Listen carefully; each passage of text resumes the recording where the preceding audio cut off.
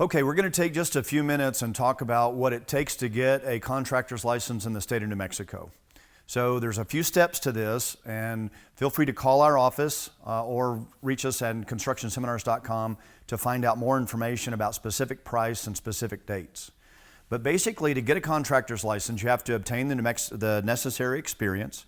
You have to get approved to take the exam. You have to prepare for the trade exam. You have to fulfill the business law requirement for the state of New Mexico.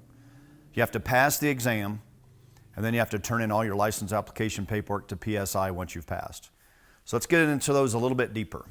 So to obtain the necessary experience in New Mexico, you have to have, depending on which license you're going for the contractor, 2 or 4 years experience within the past 10 years. The state will only go back 10 years. You have to be legal to perform that work, whatever that means. Meaning, if I was working under a licensed contractor in another state, that would qualify me. Or if I'm working under a licensed contractor in the state of New Mexico, they have to have the equivalent or greater license than the license I have. So, or the license I'm going for. For example, if I'm going for the GB2, general contractor residential, then my employer would have to hold the GB2 or the GB98, which covers the GB2 and the GB98. So equal or greater license.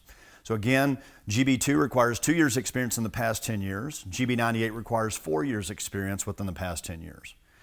Again, you have to be performing that work legally, whatever that means. So again, if you're coming in from out of state, if you're legal to do construction there, that construction experience would qualify you in New Mexico as well. Step 2, we've got to get approved to take the state exam. So you have to submit a work experience affidavit to PSI, the current state vendor hired by the state to administer the exam and currently to do the application process as well. So you have to submit a work experience affidavit where your license holder would have to sign off on that, saying you have that 2 to 4 years experience. And then you have to fill out a one-page qualifying party application. My name's Wade, I'm going for my GB2. I don't have any complaints, I haven't worked without a license, basic simple application. And you can pick those forms up on our website at constructionseminars.com, or you can call the office. And then once you have the forms completed and signed, you'll turn that into PSI. The time frame on that varies, somewhere between days to weeks to even months sometimes to get approved to take the exam. So again, feel free to ask our office, we'll tell you what the current time frame is. Step 3. We need to prepare to take the exams.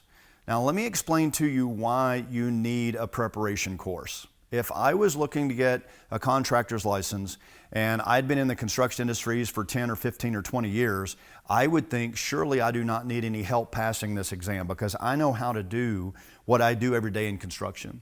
But you need to understand these exams are written from a book aspect, not from a trade aspect. So you may be the best general contractor or best concrete worker or the best iron worker in the country, but that doesn't mean you're prepared to take and pass this exam because the exams are written from a book aspect. What does the code tell you to do or what does the standard tell you to do as opposed to what you and I do every day in the field? For example, a lot of the answers that we would answer on the exam would actually work out to be incorrect because we have a standard, not only the minimum standard, but we do better than that in our trades. But for example, every code-related question asks you what is the very minimum you're allowed to do and still comply with code. So your better answer would actually be wrong on the exam. So most of our courses are live instruction. Some are self-paced study where you could come in and review question and answer and get familiar with how to use the tools and research those in the book, and we'll help you learn how to do the math and calculations. Basically, a lot of you traded your brain in on a construction master, so we're going to teach you how to use a $5 calculator again, which they will provide to you at the test site. So we also offer a no pass, no pay guarantee. So if you take our courses and for whatever reason you don't pass the exam, we'll offer you either we will help you again until you pass the exam or we'll refund your seminar fees for whatever portion of the exam you did not pass. We don't give very many refunds honestly, but this is just a guarantee where we're putting our money where our mouth is. We're serious about taking care of you. And if for whatever reason it doesn't work the very first time, which is our goal, then we will still be here to help you with whatever it takes to help get you through this exam. Step 4, we got to take and pass the exam.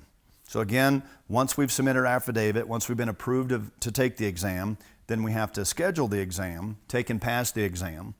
And once you've taken and passed the state exam, you're also going to have to meet a business law requirement for the contractors in the state of New Mexico. So You'll have to pass the trade exam and meet the business law requirement. That's going to be part of the application process. And then the next step would be submitting application to the state for your contractor's license. So again, the application for contractor license is a two-step process. On the front, you have to be approved to take the exam. Do you have your 2 to 4 years experience required by the state to even qualify to take the test? And then once you pass the exam, then you have to submit your paperwork to the state with your contractor's license bond. If you want to incorporate, if you want to be a corporation in the state, your corporate paperwork, your completed renewal, your completed license application, along with your license fees. So you'll send all that stuff to the state, and then again, depending on the time, there's a variable of time frames. I've seen that. I've been doing this for 30 years, so I've seen that be as fast as 2 weeks getting a license, and I've seen that as slow as 2 months getting a license. So again, that varies depending on what kind of backlog PSI has as far as license application completion. Now, if you look in the comments below, there's a link to how to get a journeyman license in the state of New Mexico. This is just for your contractor. Journeyman rules are different. And then we'll also have a link that if you happen to be on this, looking at this video and you're looking to get a Texas AC contractor's license, we'll have a link of how to get a Texas AC license as well.